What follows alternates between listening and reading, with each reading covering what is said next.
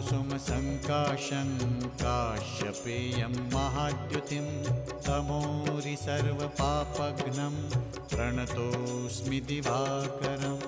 ॐ ह्रां ह्रीं ह्रौं सः सूर्याय नमः। ॐ ह्रां ह्रीं ह्रौं सः सूर्याय नमः।